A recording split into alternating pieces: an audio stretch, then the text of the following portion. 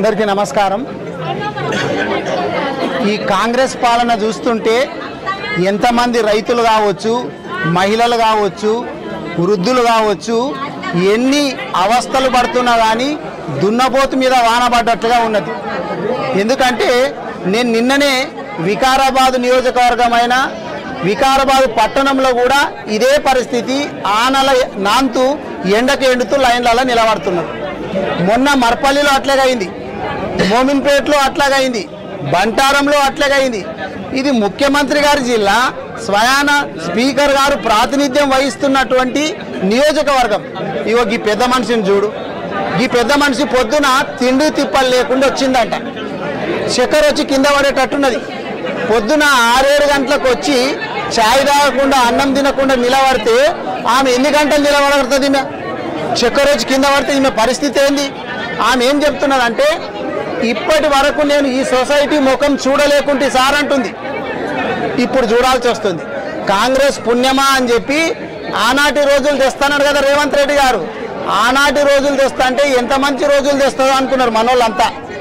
ఇగో ఇటువంటి వాళ్ళందరినీ కూడా బజారు కీడ్చినటువంటి పాలన కాంగ్రెస్ ప్రభుత్వం చేస్తూ ఉంది।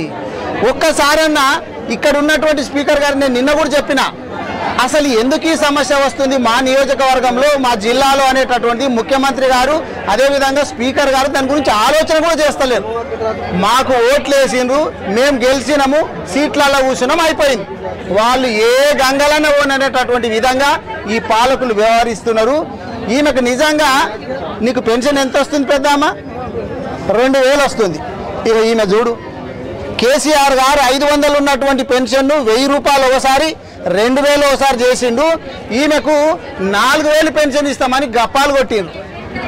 ఆ 4000 సంగతి దేవుడు ఎరుగు, ఆ 2000 పెన్షన్ కూడా 2 సార్లు ఎగ్గొట్టిండు।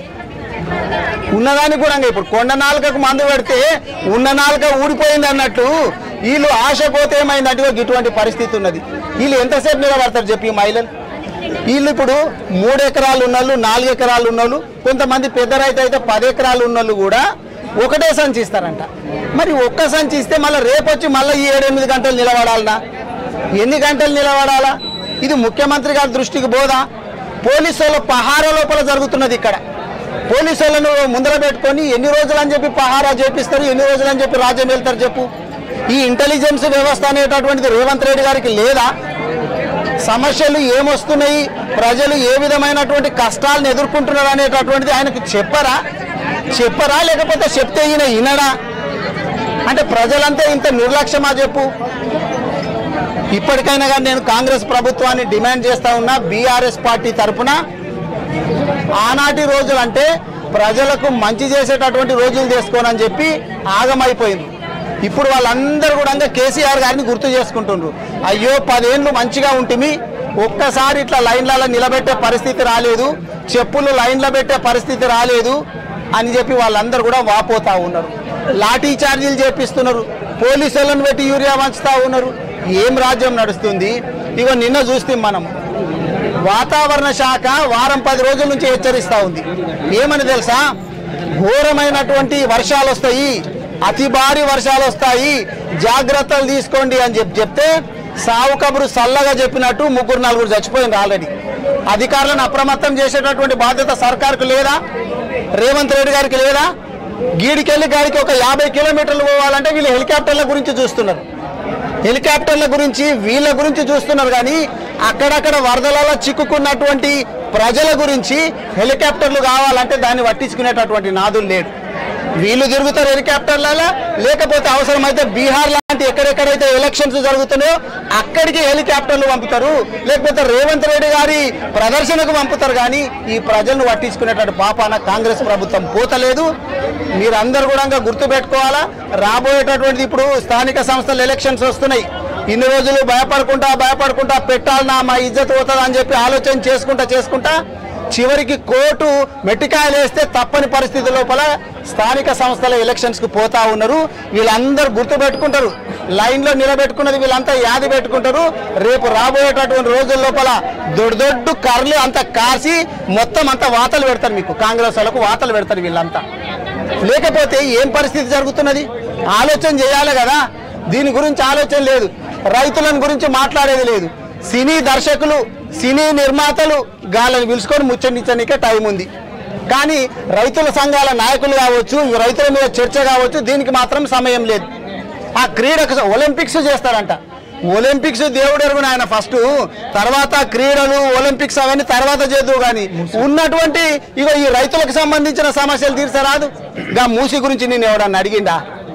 మూసి గురించి మిగతా దగ్గరకు పోతే ఏమంటాడంటే పైసలు లేవు వీళ్ళకు, నాకు ఏం చేద్దామంటే నా దగ్గర చిల్లి కావాలేదు, ఖజానా మొత్తం ఖాళీగా ఉన్నది, భూములు లేవు పంచనీకే, అవి లేవు ఇవి లేవు అంటే మూసీ సుందరీకరణకు 1,50,000 కోట్లు పెట్టి నేను ఎవడడిగిండు నాయన? రేవంత్ రెడ్డి గారు ప్రజలు అడుగుతున్నది మాకు సరిపోనికే ఎరువులు ఇవ్వండి, తాగనీకే మంచి నీళ్ళు ఇవ్వండి, సరిపోయేటంత కరెంట్ ఇవ్వండి, గివి కదా నేను అడుగుతున్నాయి. గొంతెమ్మ కోరికలు ఏం కాదు. మీరిచ్చినటువంటి హామీలు దేవుడు ఎరుగు. కేసీఆర్ గారు 10 ఏళ్ళు ఏదైతే చక్కగా ఇచ్చిండో వీటిని సరి చేసుకుంటే సరిపోతుంది. కాబట్టి నేను ఇప్పటికైనా కోరేది ఏంటంటే కాంగ్రెస్ ప్రభుత్వాన్ని దీని మీద దృష్టి పెట్టండి. రైతుల సమస్యలు చాలా ఉన్నాయి. రైతుల ఉసురు పోసుకున్న ఎవరు కూడా బాగుపడడు. మీరు ముఖ్యంగా రైతులకు ఎరువులు కావచ్చు, ఇంకోటి కావచ్చు, వీటి మీద సమీక్ష చేసి ఎవరెవరికి ఏం అవసరమో చూడాలని చెప్పి కోరుతున్నా. స్పీకర్ గారిని కూడా నేను నిన్న కూడా విజ్ఞప్తి చేసిన, మళ్ళీ చేస్తున్నా. మీరు వేరే వేరే ప్రోగ్రాంలకు పోవుడు కాదు, స్పీకర్ కాదు, మీరు గౌరవప్రదమైనటువంటి పదవిలో ఉన్నారు. మీ నియోజకవర్గము నిన్ను గద్దెనెక్కించినటువంటి నియోజకవర్గం లోపల ప్రజలు ఇంత ఇబ్బంది పడుతుంటే నువ్వు ఎందుకు రావట్లేదు? రావాలా? స్పీకర్ గారు ఇటువంటి సమస్యలను తెలుసుకోవాలా, నియోజకవర్గంలో తిరగాల, పిఎస్సిఎస్సీల దగ్గర పోవాలా, ఫర్టిలైజర్ షాపుల దగ్గర పోవాలా. ఎవరైతే బ్లాక్ దందా చేస్తున్నాడో వాడిని అరెస్ట్ చేసి క్రిమినల్ కేసులు పెట్టి జైల్లో పంపాలా. గది చేయకుండా నువ్వు హైదరాబాద్ ఉంటే ఏం లాభం నాయనా?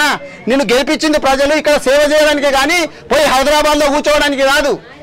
స్పీకర్ గారు ఇప్పటికైనా గౌరవ స్పీకర్ గారిని నేను రిక్వెస్ట్ చేస్తున్నా, ప్రజల సమస్యలు పట్టించుకోండి. ప్రజల సమస్యలు పట్టించుకోకపోతే రాబోయేటటువంటి ఎలక్షన్ లోపల ఏ ప్రజలైతే నిన్ను గద్దెనెక్కించిండ్రో ఆ గద్దెను దించేటటువంటి బాధ్యత వాళ్ళే తీసుకుంటారని చెప్పి నేను హెచ్చరిస్తా ఉన్నాను బీఆర్ఎస్ పార్టీ తరఫున.